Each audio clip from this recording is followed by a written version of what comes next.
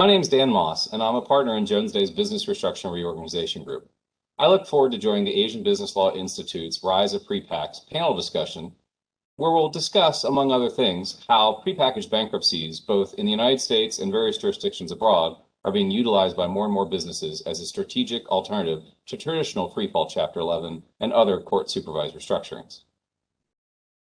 A particular meaningful matter for me in the last year that involved cross-border issues was where I represented a large Chinese bank in connection with litigation where a Chapter 7 trustee in the United States was attempting to claw back certain funds under a theory of fraudulent transfer under either the United States law or Singapore law.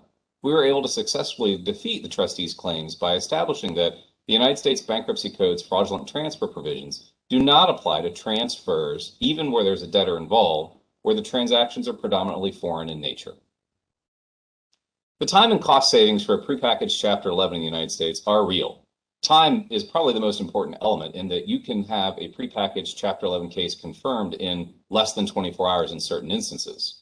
Now, while those prepackaged Chapter 11s of less than a day are rare, they do occur, and on a general matter, can occur over the course of several weeks as well. This has the added benefit of reducing the time and costs because there are less professional fees associated with the time spent in court. Now, there are fees and expenses associated with a prepack Chapter 11 for the months leading up to the filing of a prepack. Typically, credit agreements have a provision that require you to not only pay for your own fees, but you pay for your lender's fees as well, meaning any investment bankers, financial advisors, and lawyers that your lenders may retain. So you're really paying for two sets of creditors here. So there is some expense to it, but the overall time and cost savings, again, as compared to a Chapter 11 case in the normal course, are significant.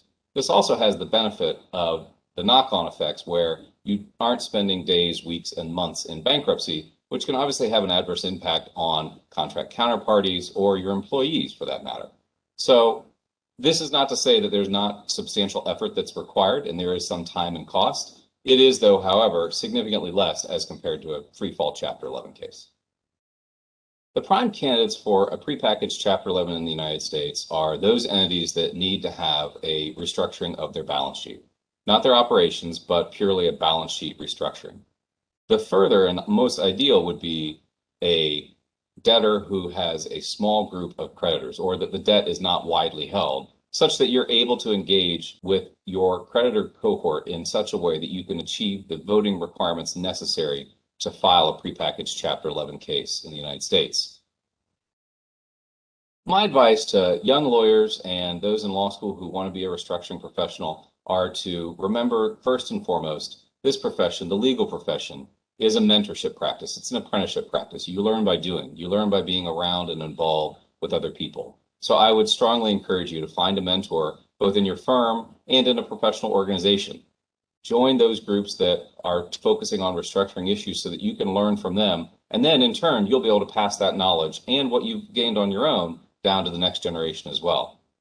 I would also strongly encourage upcoming professionals and law students to be aware of the developing laws in jurisdictions outside of your own. In the United States, obviously I know the Chapter 11 code very well, but I'm also relatively knowledgeable about what goes on in Singapore, in the United Kingdom, and even some of our Latin American countries where they're having restructuring laws come into place. It's important not only to know how you can advise your client in your jurisdiction, but it's good to also have at least a basic or rudimentary knowledge of what other jurisdictions are doing. Because in the end, as the world becomes more flat and business really does touch all areas of the world, you're going to need to understand how a restructuring would impact a business, both domestically and abroad, such that you can fully advise the client as what the ultimate implications would be if you go down the path of restructuring. Lastly, I would say that restructuring professionals need to be nimble. This is where, between the ever-evolving nature of our laws and the updates that are taking place throughout Europe, the Americas, and Asia to address modern-day technology. For example, certain courts now are having hearings virtually all the time. Virtually in the sense that it's all done via WebEx or some video technology. I could see a future where cross-border cases where there's a court sitting in the United States, in the United Kingdom, or Singapore are holding hearings contemporaneously where they receive evidence, hear witnesses, and take testimony. So I think being nimble and adjusting with the waves of technology is another critical component for success in this career.